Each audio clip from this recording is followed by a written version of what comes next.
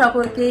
এখন বাজছে, দেখো জাস্ট ঘড়িতে 3:45 প্রায় 3:45। আজকে 29th অফ আগস্ট ব্লগটা শুরু করছি আমি।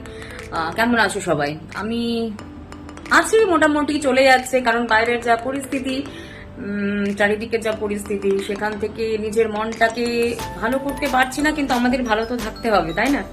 আমাদের নিত্য নৈমিত্তিক দৈনন্দিন জীবনের যা কাজ, আমাদের সেটা করে যেতেই হবে, মন যেমনই থাকুক না কেন। সো সেই কারণেই অনেক কিছু খারাপের মধ্যে থেকেও ভালোটাকে খুঁজে বার করার চেষ্টা করছি। আর ভালো আছি, সব মিলিয়ে মিশিয়ে আছি। অনেকদিন পর, অনেক মাস পর আমি আবার একটা ভিডিও করছি বা ব্লগ করছি। নিজের মনের সাথে অনেক যুদ্ধ চলছিল যে কি করব, করা উচিত কিনা জানি না, কিন্তু পারলাম না জাস্ট আর না এসে থাকতে। তো আজকে একটাই আমার ছুটির দিন, যেটা বলছিলাম, একটাই আমার ছুটির দিন।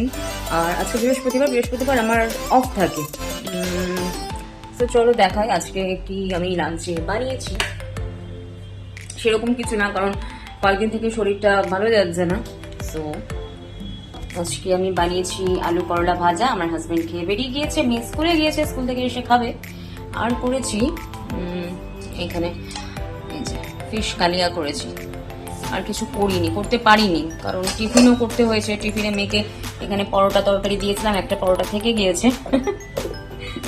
সো এখন আমি করব লাঞ্চ 3টের সময়।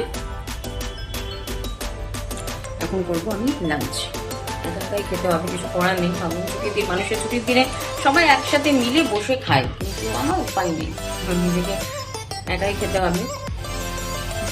বাই, পরে আবার আসবো। এখানে দেখতেই পারবে যে টুকটুক চলে এসছে স্কুল থেকে। এই যে ম্যাডামের এন্ট্রি।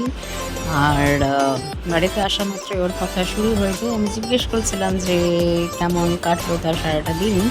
আর এখানে বলছে এই হলো সেই হলো, পানিশমেন্ট পেয়েছে আমার কাছ থেকে। আর বিকেলবেলার চাটাও রেডি, জাস্ট করে নিচ্ছি আমি। চাটা খেয়েই বেরোবো আমরা, একটু ঘুরতে বেরোবো।